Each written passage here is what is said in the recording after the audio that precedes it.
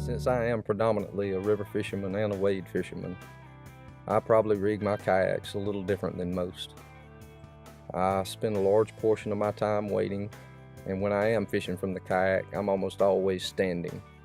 So my needs are probably different than most, and I rig my kayaks according to my specific needs with practicality and efficiency in mind. But that's not to say that my rigging ideas and concepts might not be useful to others with different needs. At any rate, I'll go over a few of my rigging methods, and maybe others will find them useful and helpful. So first and foremost, the fact that I always use my cooler as my seat. Strictly practical. I want it to be within easy reach. I'm not really dependent on any type of comfort seat because I spend the majority of my time either standing in the kayak or wading. Now, because of the open flat deck with the extended length freedom tracks, as you can see, the Pursuit makes for a great example to do something like this with. Makes installation simple, absolutely perfect. So I fabricated the sliding cooler frame using the 1.5 inch aluminum angle. I bolted this frame together, but it can be easily welded using TIG equipment, I suppose. My frame is fitted for this specific cooler, and it's drilled to fit the track system. So the entire setup can be adjusted forward and backward, change center of gravity, allowing me to trim the kayak for different situations. So I always get the question, what happens if you're in rough water? Well, if I find myself in treacherous conditions where I don't want to be seated in that higher position on top of it, I simply sit on the floor, lean back against the cooler, thus lowering my center of gravity, increasing my stability.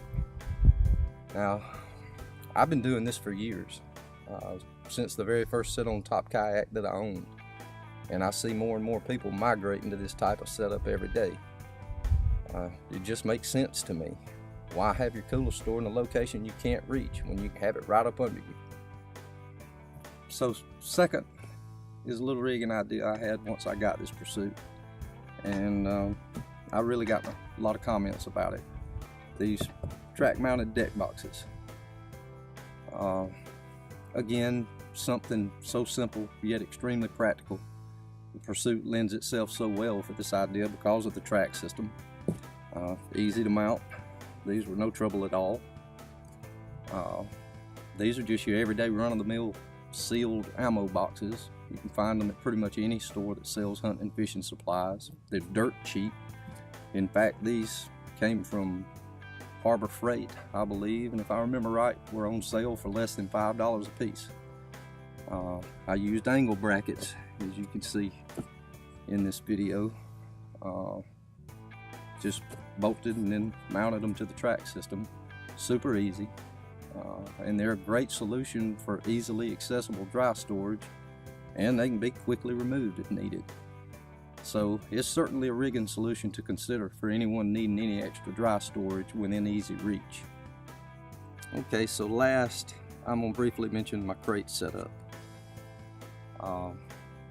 Always gotten a lot of compliments about it, a lot of comments, and a lot of questions as well regarding my rod holders specifically. Here again, something so simple, easy, yet to me so very practical.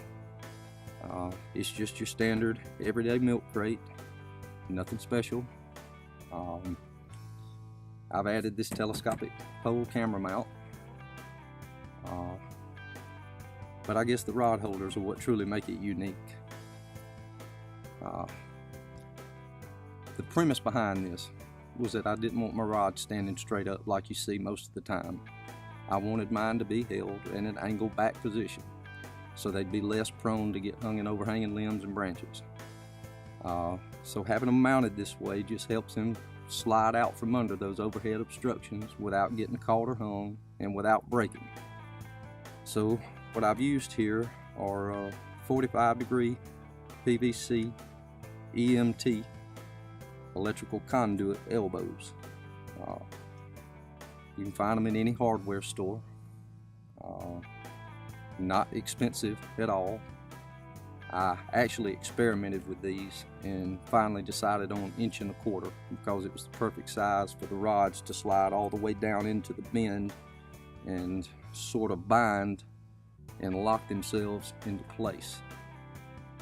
A close-up view shows how I mounted them to the crate, and by using the PVC clamps, as you can see here, that are made for this conduit, it allows me to rotate these freely, and I can kind of flare them in and out to set the angle of my rods.